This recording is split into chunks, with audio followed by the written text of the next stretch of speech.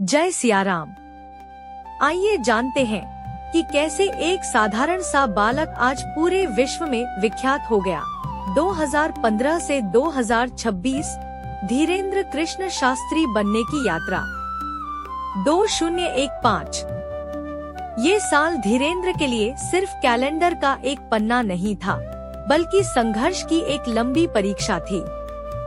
मध्य प्रदेश के एक छोटे से गांव में एक साधारण किशोर, जिसके घर की आर्थिक स्थिति ऐसी थी कि 2 वक्त की रोटी भी किसी युद्ध से कम नहीं लगती थी।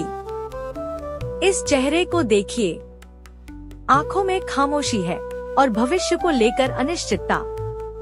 न रेशमी कपड़े, न कोई चमक धमक, बस दादाजी से मिले संस्कार और हनुमान जी के चरणों में अटूट श्रद्धा।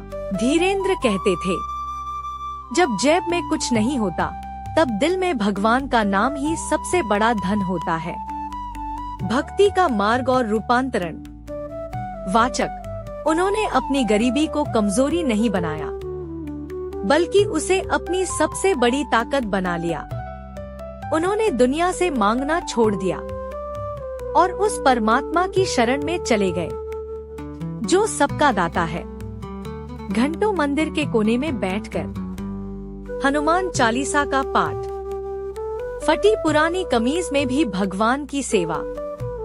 गांव वाले देखते थे, लेकिन समझ नहीं पाते थे कि यह बालक इतिहास लिखने जा रहा है। फिर आया सबसे बड़ा मोड़, जब स्वार्थ छूटा और परमार्थ शुरू हुआ।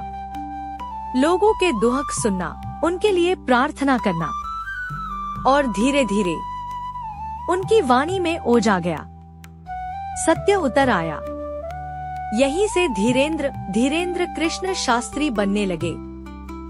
सफलता का शिखर सन 2026, और आज सन 2026 में वही साधारण सा लड़का करोड़ों लोगों की आस्था का प्रतीक बन चुका है। भगवा वस्त्र, माथे पर तिलक और चेहरे पर आत्मविश्वास की मुस्कान। एक आह्वान पर लाखों की भीड़। वे सिर्फ कथावाचक नहीं, बल्कि सेवा, संस्कार और सनातन के प्रतीक हैं।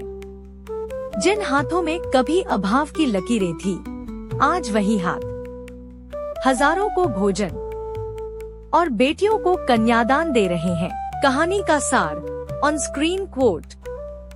भगवान का भजन करते रहो, भगवान से कुछ मत मांगो, वो देगा जब भी देगा, छप्पर फाड़ के देगा। 3 बड़े जीवन सबक। वाचक, एक धैर्य। 2015 से 2026 तक के 11 साल सिर्फ सफलता के नहीं, बल्कि धैर्य के साल थे। 2 निस्वार्थ भक्ति। जब आप भगवान से सौदा नहीं, सिर्फ प्रेम करते हैं, तो वे आपकी अनकही जरूरतें भी पूरी करते हैं। 3 सादगी से स्वाभिमान। शुरुआत कहाँ से हुई, यह नहीं, निष्ठा आपको कहाँ तक ले गई, यही असली पहचान है। निष्कर्ष, पावरफुल एंडिंग। यह कहानी सिर्फ एक इंसान के बदलने की नहीं है, यह आस्था की शक्ति का जीवंत प्रमाण है। यह हर उस युवा के लिए प्रेरणा है, जो आज अभावों में जी रहा है। अगर संकल्प सच्चा हो और कर्म पवित्र हो, तो 2015 की धूल से उठकर 2026 के सिंहासन तक पहुंचने से आपको कोई नहीं रोक सकता।